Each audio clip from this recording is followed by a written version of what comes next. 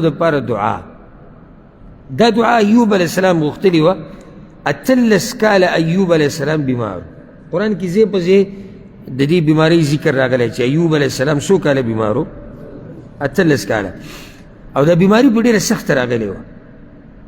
ډېره سخته بیماري او بچي تې م الله اخیستي و مال تې م الله اخیسته نو هغه دا ویلي و الله ته انی مسني الضر وانت ارحم الراحمین یقینا را رسېدلی دی ما ته تکلیف او ته غوره د رحم کوونکو نه یې دې کې یو څو مسلې اولنۍ 18 کاله په هغه باندې بیماري تېره شوې ده او چې 18 کاله بعد د الله نه غوښتنه وکړه نو حیا وله ورتله الله ته دا م ونه وي چې په ما باندې بیماري ده وی تکلیف یې خپل بیان کو څه ووي ما ته یعنې یا الله تکلیف را رسېدلی بس نورې څه ووي یعنې یا الله ما ته تکلیف را رسېدلی او ته یې لرې کا وی چې ته یې لرې کا ویلي دلته یا زه بیمار یم ته مې ښه که نه یا الله ما ته تکلیف را رسېدلی دی او ته رحم کوونکی څه ناشنا دعا ده یعنې یا الله ما ته تکلیف را رسېدلی دی او ته رحم کوونکی یعنې معنی ده چې ستا په رحم به دا تکلیف زما نه لرې کېږي او کمیږي داسې حیاناک خلک دا پیغمبران او حیا وله ورتله د الله یعنې الله ته داسې نه وایي چې یا الله ماله دا راکړه یا ماله دغه وکړه نه نه یا الله به ستا رحم کوونکی او ته پته لري چې الله په دې نور الله خو پوهه ده الله سره به دا څه علم ځکه دا شکوې شکایتونه فریادونه دا د هغوی کار نه و په هر حال کې به د الله شکر ادا کړو او که چېرته څه شکوه یا څه فریاد به کوو نو طریقه یې دا و یا الله وي تکلیف ډېر شوی او ته رحم کوونکی نو که چېرته یو بیمار دقې شان الله ته ووایي چې یا الله تکلیف را رسېدلی دی ما ته وانت ارحم الراحمین او ته غوره د رحم کوونکو نه نو امید دی چې الله به د هغه د تکلیف د هغه نه لرې کړي هر قسمه تکلیف دا الضر چې دی که نه الضر دا په عربي کې تکلیف ته وایي نو چې څه تکلیف هم تا ته در رسېدلی او ته دا ووایي چې یا الله ما ته تکلیف را رسېدلی انی مسني الضر وانت ارحم الراحمین او ته غوره یې د رحم کوونکو نه ستا په شان رحم څوک نشي کوی نو الله به راته هغه مشکل اسان کړي هغه تکلیف به درنه الله لرې کړي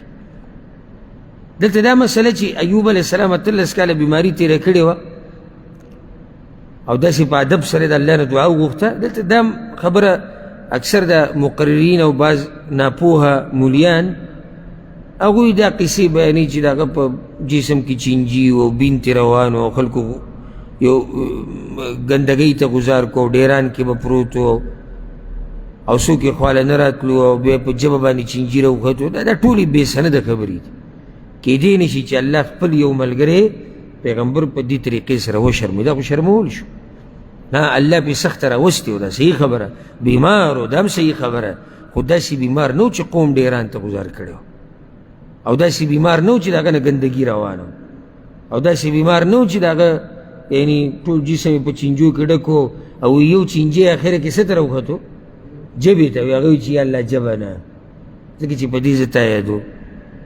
او یو ورځ یو چینجی یې کته ولیدو د دې بدن نه وي بیا یې راواخېستو په بدن یې کېښه وایي چې دلته د رزق دی دا قسمه قصې ده قصه ګو صاحبان بیانوي او لاندې ورته ناست جاړي لاندې ورته ناست څه کوي جاړي خوشحاله لکه نن مې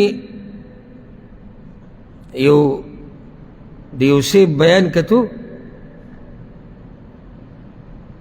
مخې له مې راغی سحر کې تعجب مې کوه او دا پکې لکه غټ مولا دی وایي چې دی نه د دې شیطانانو یوه ښځه د هغې سره نکاح کوي د هغې نه بچي راوړي او کله داسې هم کوي چې د ځان نه بچي راوړي دا خپله لکۍ ځان کې ومنډي او داسې نه چې یو بچی یا دوه راوړي په یو ځای باندې 2 کروړه 2.5 کروړه مسله مې یاده کړې ده روغه مسله چېرته یاده نه کوي په یو ټیم باندې وایي 2.5 کروړه بچي راوړي خپله لکۍ وي ځان کې ومنډي او د عورت یې په دې ورون کې دی ورون کې په دې پتون کې دی او دغه ځای کې لکۍ ور ومنډي او 2.5 کروړه بچي دا په یو ځای راوړي. لاندې ناس دې سوچ کې نه دي چې یعنې مولوي صاحب غلطه خبره وکړه، نه، سوچ دا دی چې آخر دې مولوي صاحب دا علم را پیدا کړی د کوم ځای نه دا دومره جوور علم چې دته د پیریانو هغه دقایق او هغه رازونه او هغه خبرې هغه ورته معلومې دي چې دی دا بچي څنګه راوړي او دې ټول یو ښځه ده د هغې نه بچي راوړي. نو خو یوه ده او پیریان ډېر دي، نو بیا کله داسې وکړي چې د ځان نه یې راوړي. دې قصه ګو مولیانو زمونږ دا معاشره ټوله ورانه کړې ده. او امام مالک رحمه الله به وي، امام مالک وی د پیغمبر په دې جومات کې، د پیغمبر په جومات کې که په یو ګوټ کې اور ولګي که نه اور لکه څه شي د لاسه اور ولګي او بل طرف ته ګوټ کې یو ملا ناست قصه بیانوي د دروغو، وی دا اور مې د دې ملا نه خوښ دی. اور به څه نقصان وکړي؟ چټایي به وسوځي، قالین به وسوځي، رنګ به خراب شي، بیا به یې صحیح کړو که نه. او مولوي صاحب څه نقصان کوي؟ هغه عقیده خرابوي، هغه امت خرابوي، هغه خلک به ګډوډ روان کړي. نو ځکه امام مالک وی دا اور مې ترې خوښ دی دغه قصه ګو ملا نه، دا مې ترې خوښ دی. نو د ایوب علیه السلام باره کې دا خبرې دا څه دي؟ دا منګړتې دي. ګوره موږ ته الله څه ویلي دی او پیغمبر وی بیمار شوی و